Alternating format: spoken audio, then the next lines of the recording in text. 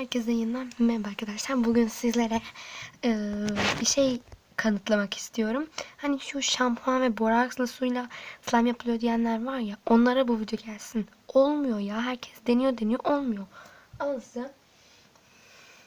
Yemin ediyorum ki şampuan bu. Ekmek Kur'an çarpsın.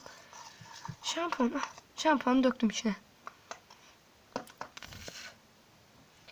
Borakslı. Pembe, neden pembe diye sormayın. Benim bir tane slime'ım vardı. Onu yaparken slime içine kaçtı ama hala boraks etkisi var.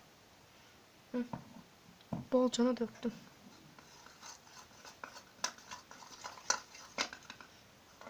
Bir saniye. Tamam, devam edelim. Suyu çektim. Al. Al. Oldu mu? Hı. Hı.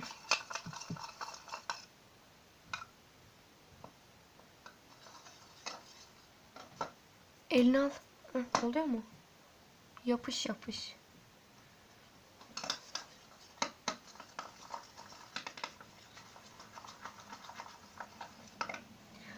Hatta birileri içine krem de katıyor. Krem de katalım. Bakın, alın size. Krem. Bazı kişiler boraks bir de panten ile yapıyor. Pantenle olmuyor. Ben deniyorum şimdi işte.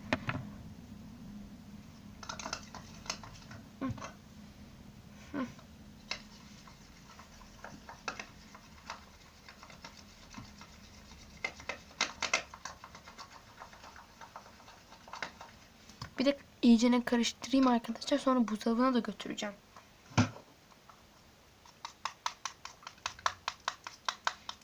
Hani buzdolabına da götürüyorlar ya.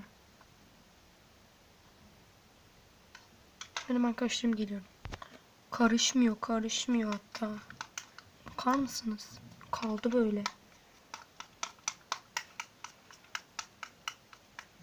Burada durduğunca yemin ediyorum ki hiçbir şey koymadım içine. Sadece videoda karışması zor oluyor. Yalnız rengi çok güzel oldu ya. Keşke olsa. Ama olmaz. Yalan çünkü.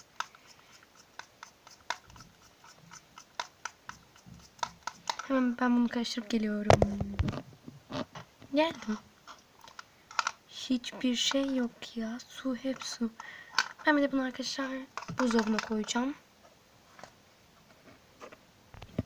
10 dakika bekleteceğiz. Bu arada neden sessiz konuşuyorum diye merak ediyorsanız, annem uyudu. Evet, bu saatte güzellik uykusunda. Burada arkadaşlar böyle videoların devamı için bu videoya kaç like gelsin? Bu video 10 like gelsin. 10 like gelirse bu serinin bir tane daha bölümünü çekeceğim. Belki de bunları deneye bir tane slime yapabiliriz. Elbette olursa. Şimdi ben bu karışımı buzdolabına koyup 10 dakika sonra geliyorum. Ama sizin için bir saniye oluyor. Hadi görüşürüz. Ve aldım geldim. Şu an kaseyi zor tutuyorum arkadaşlar. Hemen koymam lazım. Elim dondu. Çok soğuk. Bakalım ne? Hafif bir toplaşma var.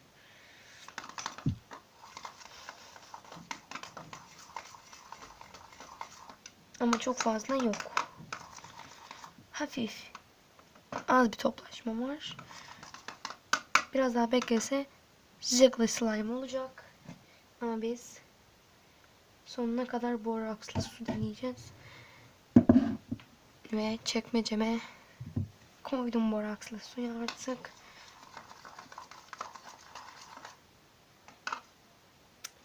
Olmuyor arkadaşlar. Boşu boşuna yalan atıp insanları kandırmayın.